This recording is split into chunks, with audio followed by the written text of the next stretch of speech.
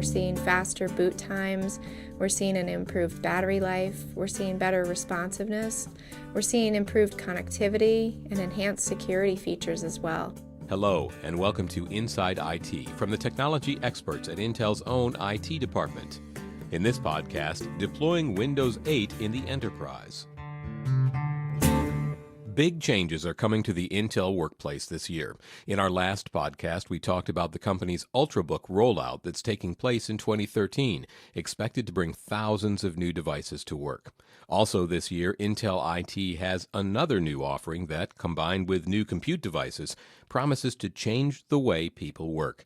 And that offering is Windows 8. My name's Tiffany Pawnee, and I'm the IT Windows 8 Program Manager at Intel. Pawnee says Windows 8 promises some exciting advances for a large number of workers in the enterprise. It can be deployed across a variety of platforms, and the touch-enabled interface is ideal for mobile devices.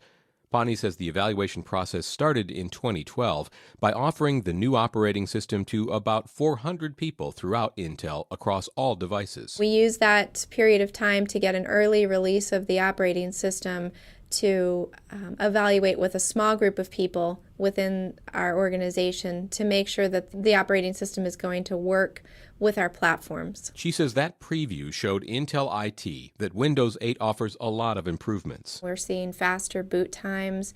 We're seeing an improved battery life. We're seeing better responsiveness. We're seeing improved connectivity and enhanced security features as well. And Windows 8 offers something unique, an interface that works on multiple devices, both traditional and touch-controlled. That includes standard laptop and desktop PCs, Ultrabook devices, and Intel architecture-based tablets. We're going to see people being able to use this single operating system on multiple devices that they might have. They might have a traditional notebook on their desk that they use while they're in their office.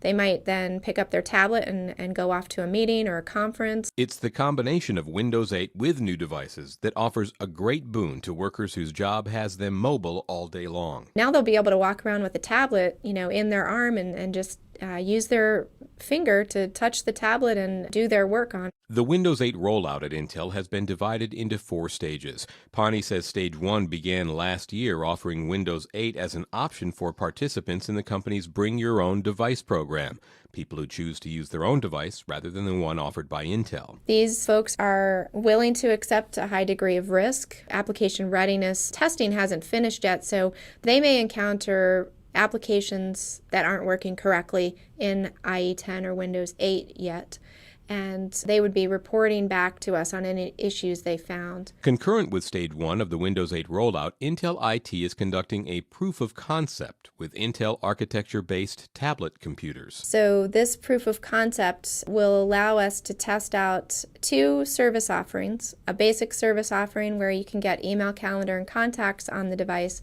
and a premium offering where you can get full network connection with access to all applications and services that you get from your primary laptop. Stage 2 involves bringing application developers and testers on board, as well as people with Ultrabooks that want to upgrade to Windows 8. And this early adopter program in Stage 2 is going to allow us to get feedback from users in the environment on any problems that they may find with any applications, anything else that we need to address before rolling this out to the wider employee base. Stage 3 will expand the program to a much larger group of users, providing the new OS as a standard PC refresh option. When you come in for a PC refresh, if you're getting an Ultrabook, you'll be offered either Windows 7 or Windows 8 as a choice. Then, by the middle of 2013, Stage 4 will make Windows 8 the standard operating system when choosing an Ultrabook at refresh, and it will also make Windows 8 an option for all other users in the environment. The change requires more than just an evaluation of the operating system.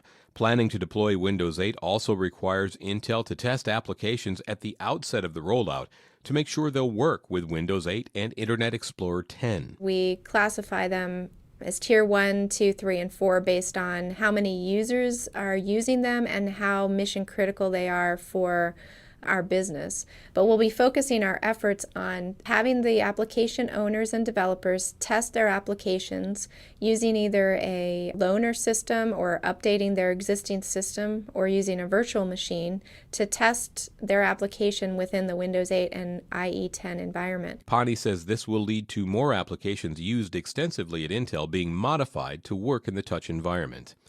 Now, none of this is mandatory. Intel will continue to offer Windows 7 to people who prefer it.